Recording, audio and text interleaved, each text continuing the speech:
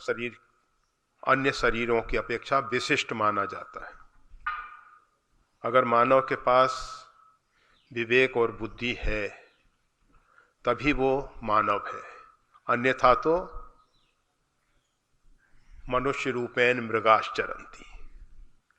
आकृति भले ही उसकी मनुष्य की है परंतु पशुओं की भांति चर रहा है, जीवन यापन कर रहा है। पशु और मानव में क्या भेद है? पशु शब्द का अर्थ होता है जो पाश में आबद्ध है। हम सब अगर किसी भी प्रकार के पाश में आबद्ध हैं तो हम में पशुता है, पशुत्व है, और इसकी मुक्ति के लिए असंग शस्त्रेण दृढ़ेन छित्वा, गीता में भगवान कहते हैं असंग रूपी शस्त्र से संगात संजायते कामः, कामात क्रोधो अभिजायते। अर्जुन ने पूछा कि भगवान ये मानव जो है किस कारण से पाप में प्रवृत्त होता है? भगवान ने कहा कि संग दोष के कारण इसके अंदर इच्छाएं पैदा होती हैं और वो इच्छाओं के पूर्ति से लोभ पैदा होता है, इच्छाओं में अवरोध पैदा होता है तो क्रोध आता है, क्रोध के साथ साथ कहीं राग कहीं द्वेष, किसी के प्रति जो हमारे इच्छाओं के अनुरूप बरत रहा है उसके प्रति राग हो जाता है, जो प्रतिकूल है उसके प्रति द्वेष हो जाता है। हम उसमें फिर छिद्रान्वेषण करते हैं, कमियां देखते हैं, परेशान होते रहते हैं। तो परमात्मा ने जो हमको मानव शरीर दिया है ये पाश से मुक्त होने के लिए है। अगर हम सही अर्थों में मानव बनना चाहते हैं, आकृति तो परमात्मा ने, ये जो पुतला है ये तो मानव का है, परंतु अगर मानवता नहीं आई तो फिर हम दंभी होंगे। अर्थात ऊपर से कुछ रूप बना रखा है और अंदर कुछ दूसरा है, उसको कहते हैं दंभ, पाखंड। तब हम दंभी हो जाते हैं। तो परमात्मा ने जो हमको जीवन दिया है उसके पीछे क्या हेतु है वो तो नहीं कहा जा सकता, परंतु इतना जरूर कहा जा सकता है कि जिस आकृति में परमात्मा ने हमको प्रकट किया है, जन्म दिया है, उस आकृति के अनुरूप, मानवता के अनुरूप हमको कार्य करना चाहिए। विवेक और बुद्धि से सोच समझ के कोई भी हम कदम उठाएं। हमारा कदम ऐसा ना हो जो हमारे लिए घातक हो, हमारा पैर गड़ जाए, आगे कदम ही ना बढ़ने पाए, अथवा हम जो कदम रख रहे हैं वहाँ कंटक हों, उसमें हमारे पैर में कंटक गड़ जाएं। एक एक कदम जो है हमारा विवेक पूर्वक रखा जाना चाहिए। और जो अविवेकी पुरुष हैं बिना सोचे समझे कदम उठा देते हैं, वो अपना कार्य तो बिगाड़ते ही हैं, अपना जीवन तो बर्बाद करते ही हैं, परंतु समाज में उपहास का पात्र बनते हैं और समाज के लिए भी घातक है। तो परमात्मा ने हमको कृपा करके मानव शरीर दिया है। उसकी सार्थकता यही है कि सबसे पहले हम समय का सदुपयोग करना सीखें। ये जीवन जो है, आयुष जो है,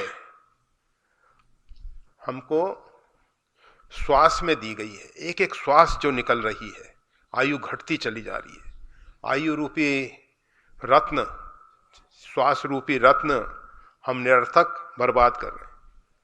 एक दिन एक सज्जन से चर्चा हो रही थी तो उन्होंने कहा कि मानव जो है पूरी श्वास नहीं लेता, आधी श्वास लेके उसी से काम चलाया करता है। मतलब फेफड़ों में पूरा हवा जैसी भरनी चाहिए वैसी पूरी नहीं भरती। हम ऊपर ऊपर से श्वास लेते हैं। श्वास कितनी गहरी होनी चाहिए, अंदर तक प्रवेश करनी चाहिए पूर्ण रूपेण, वो नहीं हो पाता, परंतु श्वास खर्च तो हो ही जाती है। अगर हम पूरी श्वास लें तो हमारी आयु जो है पूर्ण रूपेण सार्थक होगी। हम आधी आधी श्वास में क्या कर रहे हैं, हम बहुत कुछ जीवन, आधा जीवन व्यर्थ ही बर्बाद कर देते, कोई मूल्य नहीं है उसका। गिनती में तो श्वास खत्म हो गई, परंतु हमने श्वास का केवल आधा भाग ही काम में लिया, और उसमें भी आधे में से भी कितना उपयोग में आता है, कितने उसमें नुकसान हो जाते हैं, वो नहीं कह सकते। तो परमात्मा ने हमको जो आयुष दी है, श्वास में आयुष दी है, हमको एक एक श्वास का पूरा पूरा सदुपयोग कर लेना है, पूरा पूरा सदुपयोग कर लेना है। महापुरुषों ने तो परमात्मा के ध्यान में निमग्न होके बहुत कुछ श्वास को बचाया, और फिर उनको लगा कि ये परमात्मा की कृपा करना से जो श्वास बची है, इसका पूरा पूरा उपयोग ये जो सर्वरूप परमात्मा है उसकी सेवा में समर्पित कर देना चाहिए। वो उसमें समर्पित करने लगे। तो हम कह रहे थे कि श्वास का पूरा पूरा सदुपयोग करें। सदुपयोग क्या है? उपयोग यह है कि हम उस श्वास को शरीर में ले जाके रक्त की व्यवस्था सही करते हैं, रक्त का शोधन कार्य होता है, उसके साथ साथ जो हमारी जठराग्नि अन्न इत्यादि को जला रही है, ईंधन जो जल रहा है, उसमें वो सहयोगी बनता है और उससे ऊर्जा प्राप्त होती है। फिर भोजन का रस इत्यादि सप्त धातुओं में परिणित होता है। ये सब श्वास का काम है। श्वास जो है अगर उस ईंधन को नहीं जलाएगी, ऊर्जा नहीं मिलेगी, और भोजन की जो अन्य धातुओं में परिणति है वो भी नहीं हो पाएगी। तो ये तो उपयोग हुआ। अब इसका सदुपयोग क्या है? सदुपयोग यह है कि हम कोई भी कार्य करें, उसके पीछे उद्देश्य क्या है, हमारा जीवन किस उद्देश्य के लिए है। केवल हम अपने लिए जी रहे हैं अथवा सार्वभौम अस्तित्व के लिए जी रहे हैं। हम कोई भी कार्य करते हैं, कोई भी कदम उठाते हैं, तो उसके पीछे एक ही उद्देश्य हो। वो कार्य जो है सर्वजन हिताय हो। वैसे है बहुत कठिन, परंतु आप देखिए गोस्वामी तुलसीदास जी रामचरितमानस की रचना करते हैं। स्वांता सुखाय तुलसी रघुनाथ गाथा, वो अपने सुख के लिए इसकी रचना करते हैं। परंतु संतों का निजी सुख क्या है? दूसरों के दुख से दुखी हो जाते हैं, दूसरों के सुख से सुखी हो जाते हैं। संत हमेशा दूसरों के सुख से सुखी होते हैं, अपने सुख से नहीं। दूसरों के दुख से पीड़ित होते हैं, दुखी होते हैं।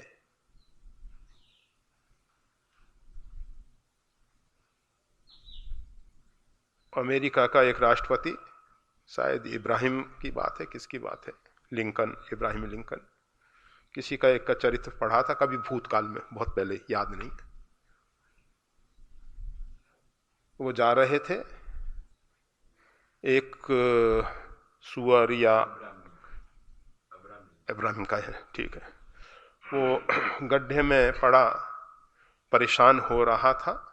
उसको निकाला तो निकालने से कुछ उसके कीचड़ के छींटे शरीर पे भी आ गए।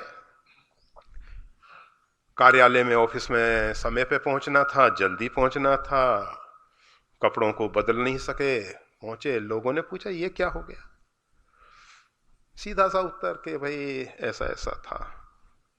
लोगों ने प्रशंसा की कि आपने उस मूक प्राणी पे, जिसको भाषा नहीं प्राप्त है, उस पर इतनी करुणा की, दया की? उन्होंने कहा मैंने उस पर दया नहीं की। उनका उत्तर बहुत सही था, बहुत सही था। उन्होंने कहा उसको देख के मेरा हृदय जो है दुखी हो गया, मेरा मन जो है दुखी हो गया, मैंने अपने दुख को दूर करने के लिए कार्य किया। तो संतों के जो कार्य होते हैं अपने दुख को दूर करने के लिए होते हैं, अपने सुख के लिए होते हैं। इसका सीधा सा अर्थ है सर्वजन हिताय होते हैं, सबको सुखी करने के लिए होते हैं। वो दूसरों के दुख से दुखी हो जाते हैं संत, और उस दुख को दूर करने के लिए। वो कबीर साहब का एक दोहा है, उसमें कहा गया है राजा दुखी प्रजा दुखी साधु के दुख दूना, कहे कबीर सुनो वे साधो एकम घर नहीं सुना। एकम साधुओं को दुख दूना, एक तो उनको पहला अपना दुख क्या, अहो दुखम महादुखम दुखाद दुखतरम यत, ये जीवन जो है निरर्थक चला जा रहा है। हृदय बहुत दुख लाग जन्म गयो हरि भक्ति बिनु, ये जीवन हमारा जो है भगवान की भक्ति के बिना ऐसे ही बर्बाद हो गया। ये दुख। दूसरा दुख दूसरों के दुख का देख के जो, तो साधु के दुख दूना, सांसारिक प्राणी केवल अपने आप को आधि भौतिक शरीर के रूप में देखते हुए अपने दुख की निवृत्ति के लिए कार्य कर रहा है। संत जो हैं दुख को दूर करने के लिए कार्य जरूर कर रहे हैं, दुखों का आत्यांतिक अभाव हो, संतों का लक्ष्य है कि हमारे जीवन में दुखों का पूर्ण रूपेण अंत होना चाहिए। परंतु हम करते क्या हैं? हम नहीं, संत क्या करते हैं वो सब कार्य सर्वजन हिताय करते हैं, और वही समय का पूरा पूरा सदुपयोग है। पूरा सदुपयोग वही है। हम जितने समय परमात्मा के लिए जिए वही जीवन का काल जीवन है। अन्यथा तो हम निज तन पोषक निर्दय भारी, अपने तन के पोषण में लगे हुए हैं, निर्दयी होके जीव हिंसा कर रहे हैं। जान में अनजान में कितनी हिंसा होती है हमसे, चलते फिरते कितने जीव जंतु समाप्त हो जाते हैं। आपको शायद मालूम होगा, यह भगवान के सामने जो चमर डुलाया जाता है, इसके पीछे हेतु क्या है? वो कोई पवन करने के लिए नहीं है, उसके लिए तो पंखा अलग व्यवस्था है, व्यजन, उसके द्वारा हवा। पर ये चमर के पीछे हेतु केवल इतना है, वायुमंडल को शुद्ध करना, वायु को शुद्ध करने के लिए।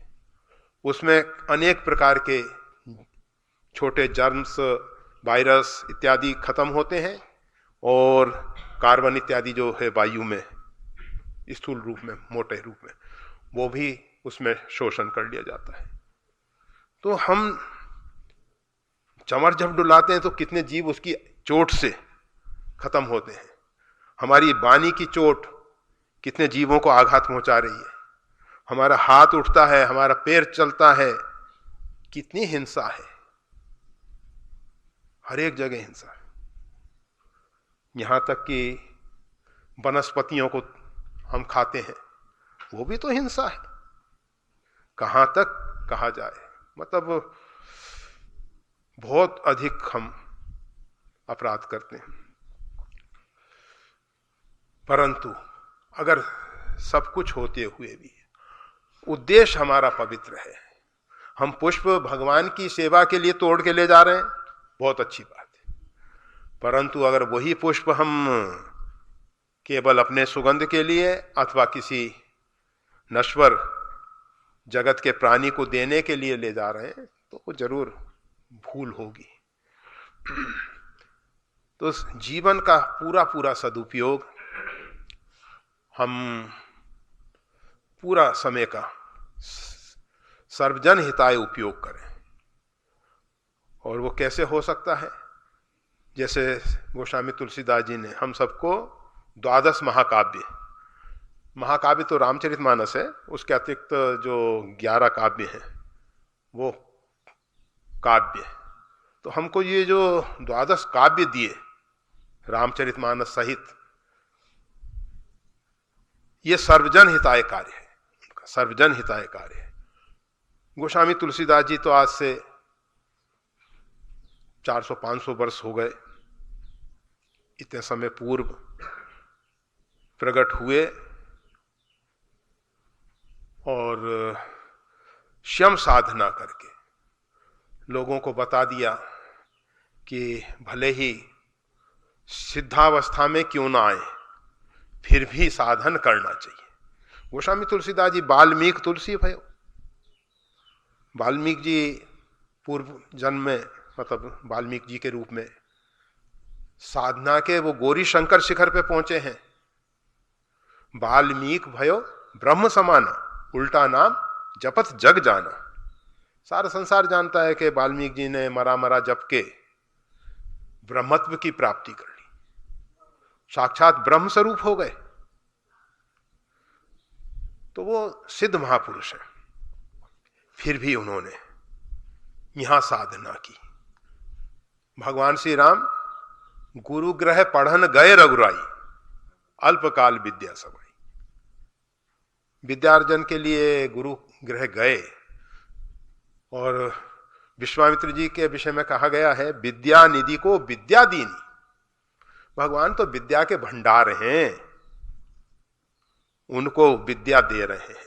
जिस प्रकार से नर्मदा में खड़े होके जल नर्मदा जी में हम छोड़ रहे हैं, नर्मदा जी को जल दे रहे हैं।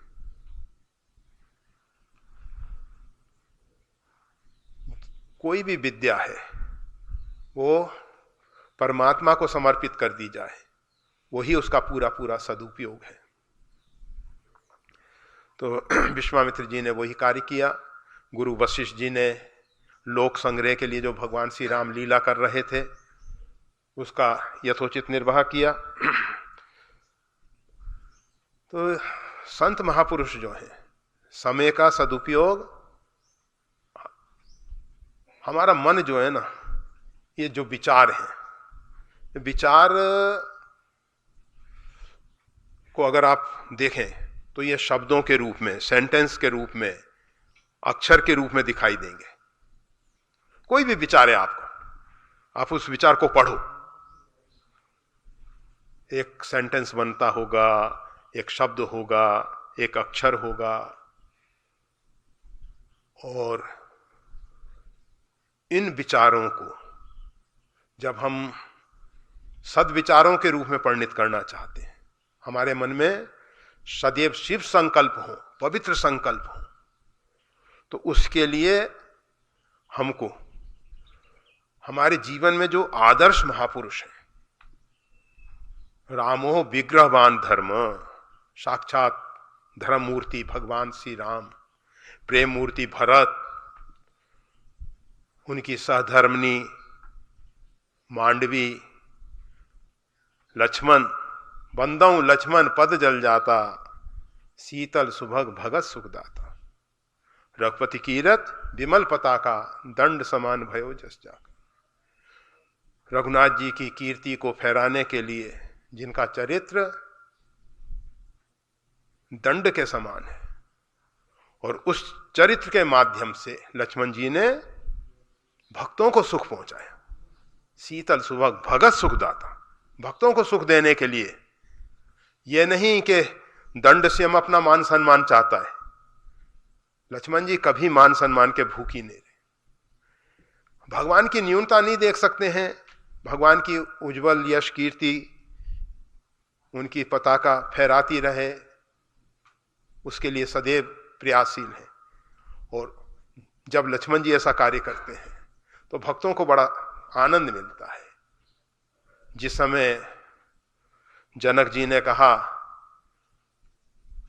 यह भूमि जो है वीरों से खाली हो गई है, वीर विहीन मही में जानी, लक्ष्मण जी ने कहा विद्यमान रकुल मनि जानी, यहां साक्षात भगवान श्री राम विराजमान है। रघुवंश में जहां कोई हो, जहां रघुवंशों में कोई व्यक्ति हो, रघुकुल का कोई भी बच्चा जहां उपस्थित हो, वहां ऐसा नहीं कहा जा सकता। और यहां तो रघुकुल शिरोमणि भगवान श्री राम विराजमान। जब लक्ष्मण जी ने इस प्रकार से कहा तो भक्तों को बड़ा आनंद हुआ कि देखो, भक्तों को बड़ा आनंद, जितने भी भगवान के प्रेमी, उनको लगा कि देखो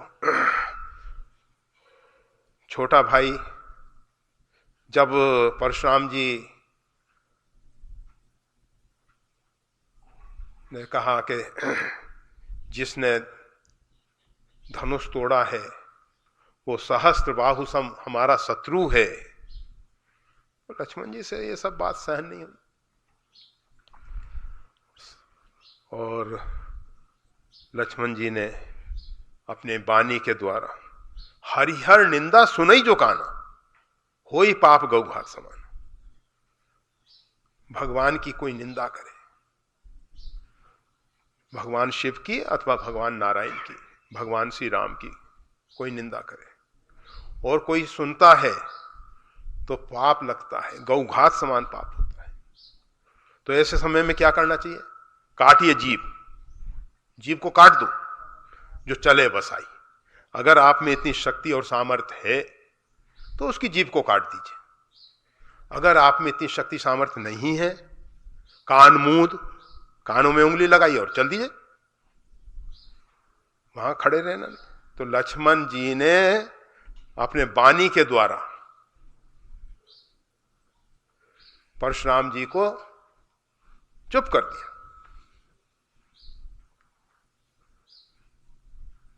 और अंतिम में तो कही जय जय जय रघुकुल केतु, जय जयकार करके भगवान श्री राम की क्षमऊ क्षमा मंदिर दो भ्राता। लक्ष्मण जी की भी प्रशंसा की उन्होंने, केवल भगवान श्री राम की नहीं।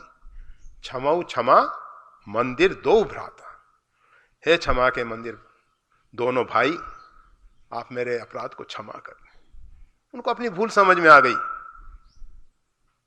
तो ऐसे हमारे लक्ष्मण जी, और उनकी शक्ति कौन सी है?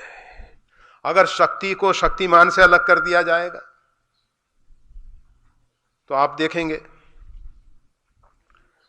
कि शक्तिमान में कुछ नहीं है। शिव में से शक्ति अलग कर दिए सब हो जाएगा। शक्ति एक से ही शिव शिव है। राम का रामत्व भगवती सीता से है।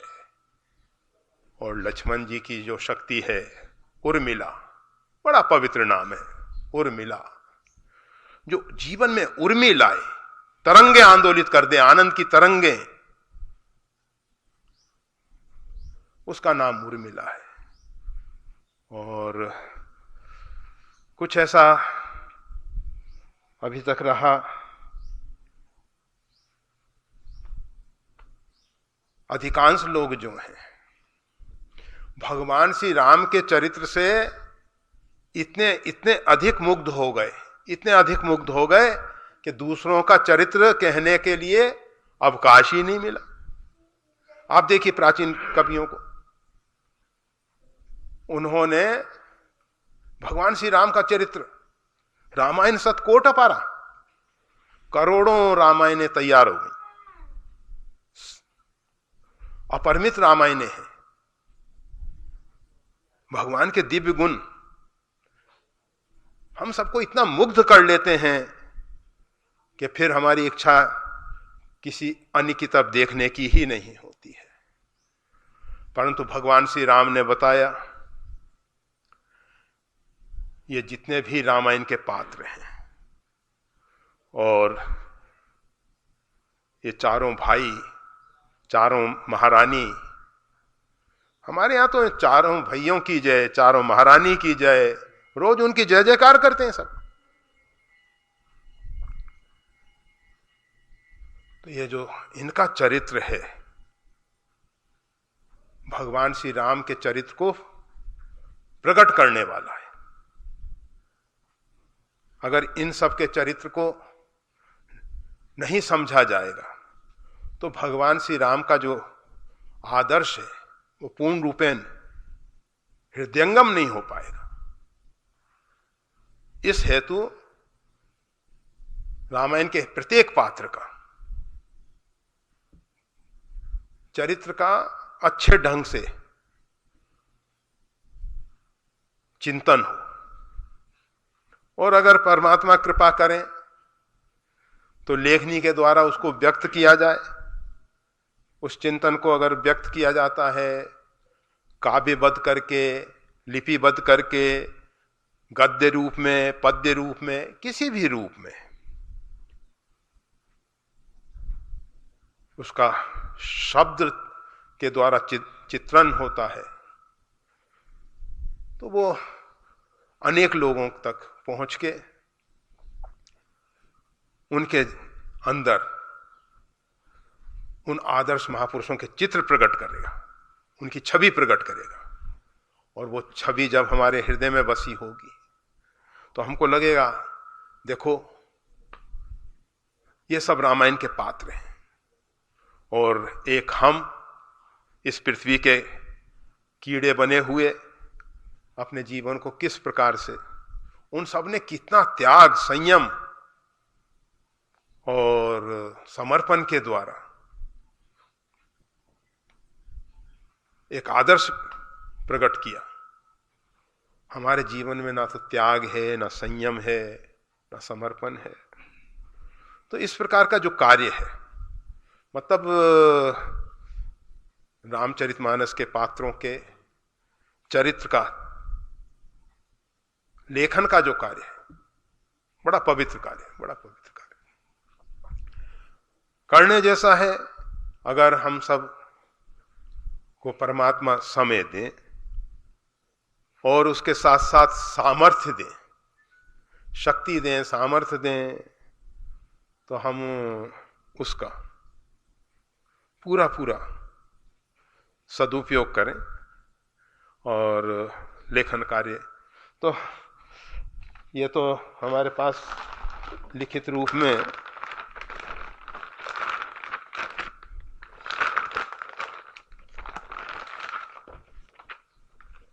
उर्मिला टाइटल, हमें नहीं मालूम है कि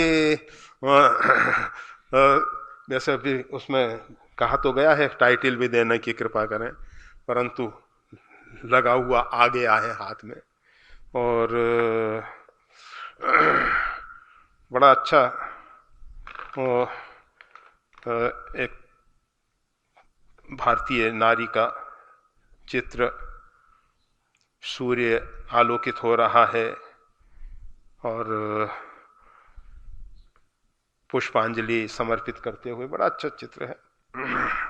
तो ये उर्मिला जी का जीवन चरित्र लिपिबद्ध होके यहाँ तक आ गया है। अभी इसका प्रकाशन इत्यादि का कार्य शेष है। परमात्मा को जब लगा, परमात्मा उर प्रेरक रघुवंश विभूषण, भगवान प्रेरणा करके इस प्रकार के उर्मिला जी के चरित्र को लिखवाने का कार्य किए, बड़ा अच्छा रहा। अब हम सबकी सद्भावनाएं, शुभकामनाएं सदैव ऐसे पवित्र कार्यों के साथ रहनी चाहिए। और हम सब तो जब नारद जी ने काम को जीत लिया और नारद जी के द्वारा ये संवाद, ये समाचार सुनने को मिला, तो सब ने भगवान को प्रणाम किया। धन्य है प्रभु, आपने उनके ऊपर ऐसी कृपा की जो उनके माध्यम से संसार को दिखाई दिया कि आप नारद जी ने काम को जीता है। तो हम सब इस हेतु परमात्मा के श्री चरणों में बारंबार वंदन करते हैं कि विपिन भाई के द्वारा ये पवित्र कार्य, लेखन कार्य संपादित हुआ। और परमात्मा से बारंबार निवेदन करेंगे कि इसी प्रकार के आदर्श महापुरुषों के चरित्र, भक्तों के चरित्र, रामचरितमानस के आदर्श पात्रों के चरित्र लिपिबद्ध होके, क्योंकि लेखन का कार्य तो लेखक का होता है, भगवान के भक्त तो केवल उसको लिपिबद्ध करते हैं। जैसे जैसे भगवान प्रेरणा करते जाते हैं वैसे वैसे कलम चलती चली जाती है, और लेखन का कार्य तो परमात्मा का, हम तो उनके लिपिक हैं, केवल लिखने का कार्य कर रहे हैं। तो ये सब कार्य परमात्मा ने कराया, और परमात्मा के लिए हम धन्यवाद तो दे ही नहीं सकते हैं, अहोभाव जरूर व्यक्त कर सकते हैं और करना चाहिए। अहोभाव में किसी प्रकार से कमी नहीं करनी चाहिए। अच्छा, इसके विषय में एक जो उर्मिला जी के पुस्तक के लिए कोई टाइटल, तो हम सब उस विषय में कहें उससे अच्छा ये होगा उर्मिला जी से ही पूछें कि कौन सा इसके लिए दे दिया जाए, लक्ष्मण जी से पूछें। शीतल सुभग भगत सुखदाता, भक्तों को सुख पहुंचाने के लिए श्री लक्ष्मण जी महाराज, उनकी शक्ति उर्मिला जी, वो दोनों बड़ा पवित्र दाम्पत्य, बहुत पवित्र दाम्पत्य। ऐसा दाम्पत्य तो देखने को जल्दी नहीं मिलता। शरीर से दूर होने पर भी जो लक्ष्मण जी के जीवन में आनंद की तरंगें आंदोलित कर रही हैं, ये विचारों की जो तरंगे हैं, स्पंदन हैं, सूक्ष्माति सूक्ष्म होके इनका विस्तार बहुत दूर तक होता है। आप देखते हैं, हम अभी माइक्रोफोन से बोल रहे हैं, वहां जाके कितनी जल्दी, और जब हम यहां से अमेरिका बात करते हैं फोन पे, समय का कितना समय लगता है, यहां से वहां तक कुछ भी अल्प समय में पहुंच जाते हैं, बहुत अल्प समय में। तो ये जो स्पंदन है, ये जो तरंगे हैं, उर्मिला जी ने प्रेषित की, और वो कितना अच्छा रिसीवर रहा होगा। लक्ष्मण कितने अच्छे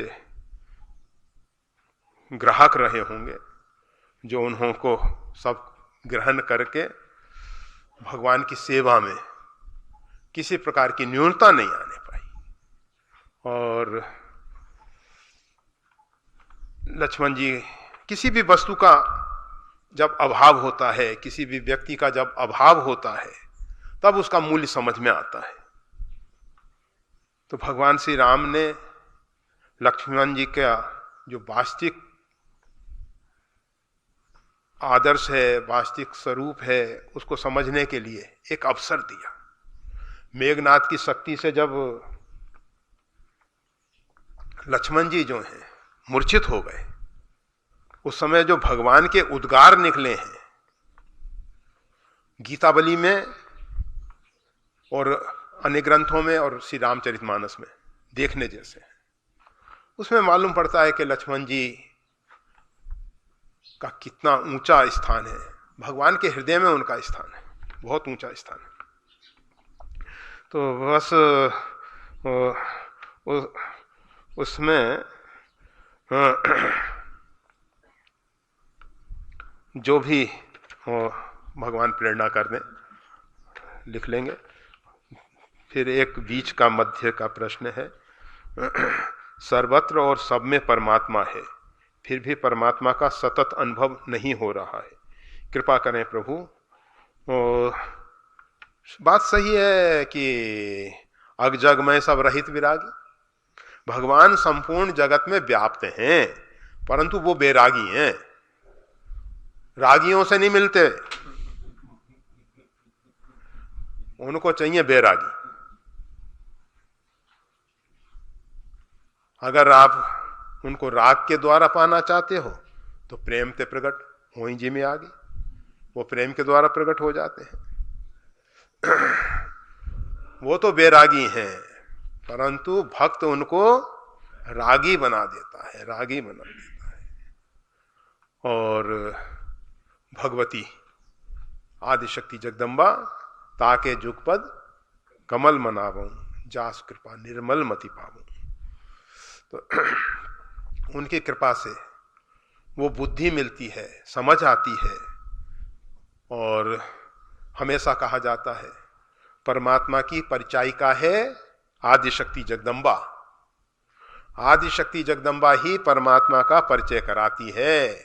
वो ही दिखाती है कि देखो ये जो परमात्मा है ये सब जगह परिपूर्ण है।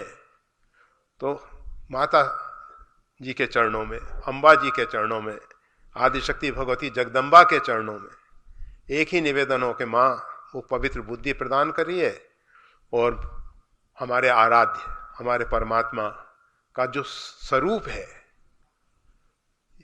यह मंदिरों में परमात्मा का रूप बनाया गया है, परमात्मा का जो स्वरूप है वो हमको समझ में आ जाए।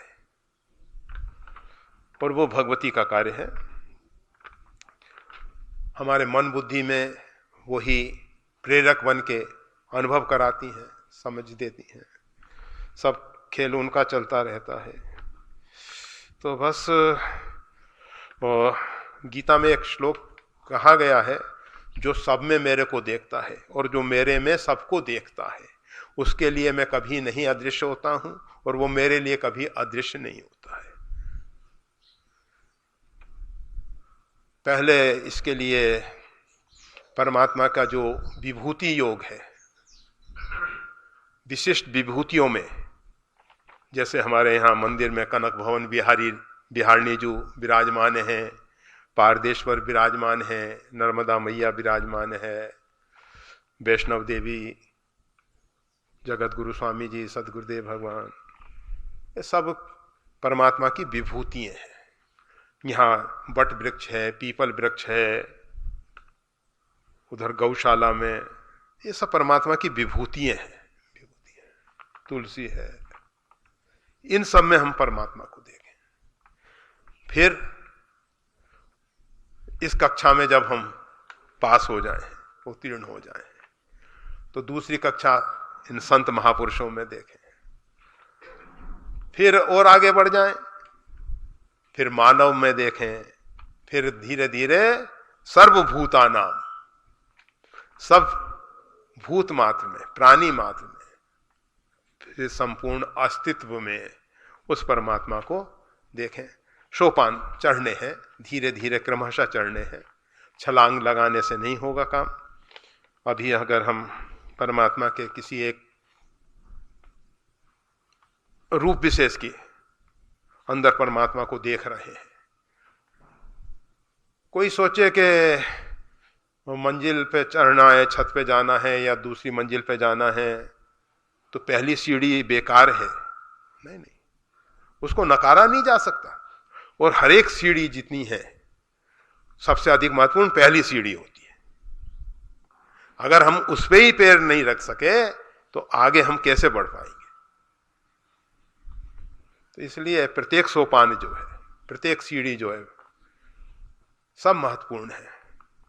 ऐसा नहीं सोचें कि ये जो केवल लाल जी के विग्रह में, शालिग्राम में या नर्मदेश्वर में जो भगवान की आराधना उपासना कर रहे हैं, ये निम्न नहीं है। ये सब ये बहुत महत्वपूर्ण है, महत्वपूर्ण है ये। और बस शुरू कर दें, जो कुछ जहां से जिस स्थिति में हम जिस भी सोपान पे खड़े हुए हैं उस सोपान से आगे बढ़ना शुरू कर दें। किसी सोपान का तिरस्कार नहीं, सभी सोपान महत्वपूर्ण हैं और सभी जुड़े हुए हैं, एक के बाद एक, एक के बाद एक जुड़े हुए हैं। और अंत तो गत्वा एक ऊपर के मंजिल पे हमको पहुंचा रहे हैं। बस इस विषय में और ज़्यादा भी कहना ठीक नहीं है। मतलब ठीक नहीं है, आता नहीं है तो ऐसे ही कहना पड़ता है ना। लोमड़ी अंगूर क्यों नहीं खाए, खट्टे हैं, चके हैं ही नहीं अंगूर और कह दिया खट्टे हैं, हाथ ही नहीं पहुंचता वहां तो खट्टे। जय श्री राम।